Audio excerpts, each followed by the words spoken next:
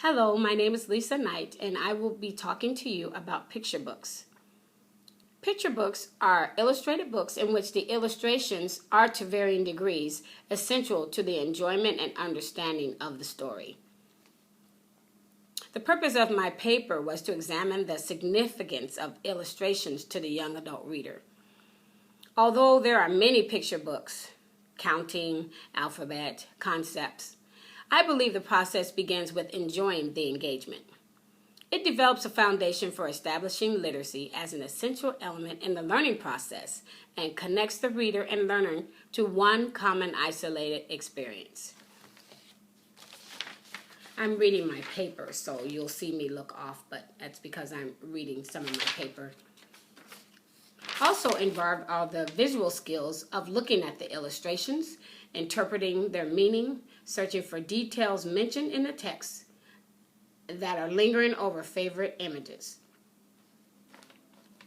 Additionally, a host of language skills is brought into play as things are named, and new vocabulary is used in context, and connections are made.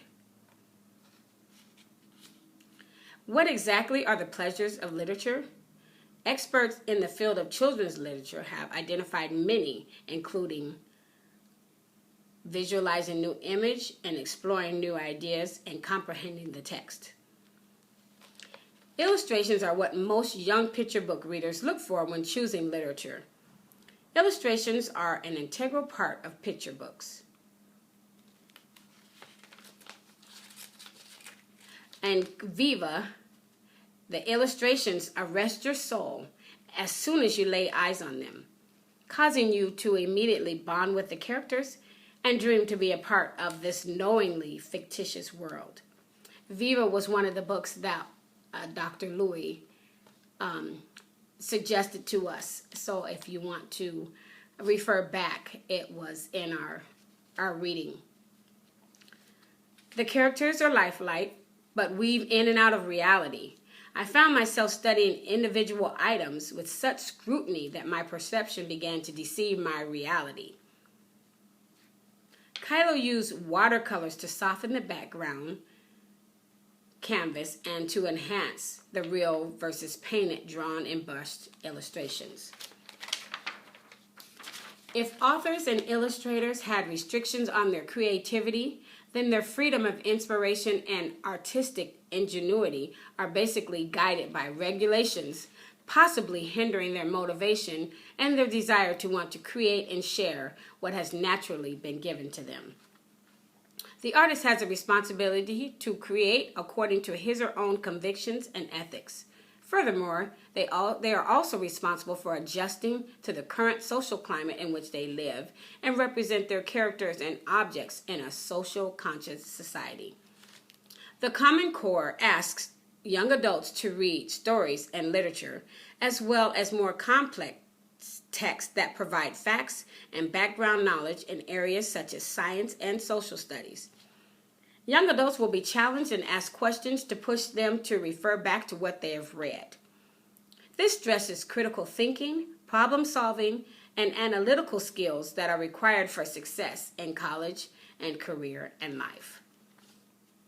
Picture books can also be used to facilitate young adults' comprehension of complex contents and visual aspects that eventually help scaffold and learn textual support and content vocabulary. It is also essential that picture books provide young adult readers with opportunities to see multiple depictions that represent accurate illustrations that are familiar to their environment and show them the persons they can become or who they are presently. If teachers are going to be able to read and interpret and teach children the various elements of visual images, they must first be able to comprehend and analyze the multimodal facets themselves. As young adult readers begin to read, they should be encouraged to observe the variety of images and be shown how to ask questions about them. Readers should be taught how to pay attention to cues and given certain strategies and began to decode various elements within a story. Picture books are a primary source of stimulation for young adults' creative thinking processes. They can become tellers of stories, writers of words, and readers of increasingly complex print and non-print media. Focusing readers' attention on visual, textual, and design elements of a picture book, you can establish a foundation for readers to move from attending to the visual and verbal features of a picture book to interpretations of these elements. I have a few books that I would like to expound on. One is Henry's Freedom Box. Can you see that? I'm going to tell you a little bit about this book. Henry dreams of a world where his life belongs to him, but when his family is sold, he risks everything for what he knows is right. With the strength and conviction of the best kind of hero, Henry makes a harrowing journey in the wooden crate and mails himself to freedom. This is Henry. Now, this is a true story. And I'm going to talk about framing and motive, different modes of visual images. Framing in a picture book is often surrounded by other visual images off from the rest of the page. That's framing is one of them. And then they talk about Henry's Freedom Box. The artist invites the reader into the world of the story. You see how the character looks directly at you? This is called offer and demand. These are two types of techniques used as ways to engage the reader. The character makes direct eye contact with the reader, and it's actually called demand. I'm going to show you a page where they were talking about motive. Motive is a visual image that is repeated throughout the pages of a picture book, and this brings attention to certain images.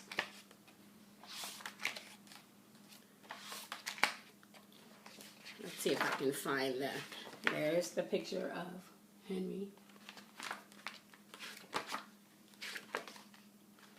Henry is in almost every page. Let's see if I can.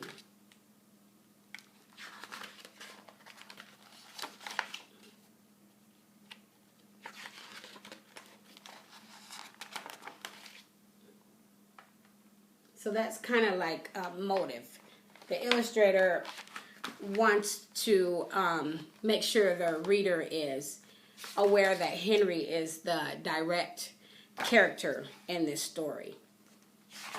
And Henry does mail himself to freedom. He is in a small, tiny box, and he mails himself to another state where the slaves can be freed. And eventually he grows up and moves to another country and lives his life over there. But all he had was a little bit of water with him in the crate. So this is an interesting book. Please, if you have a chance, read it.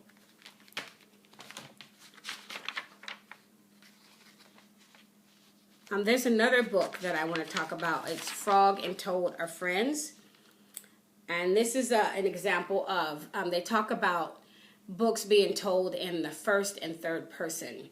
And I had to find a book that talked in the first and third person. And Frog and Toad Are Friends is a perfect example of this kind of literary element.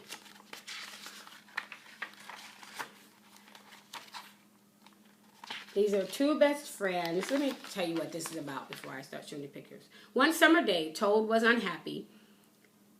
He had lost the white four-hole, big, round, thick button from his jacket. Who helped him look for it? His best friend, Frog.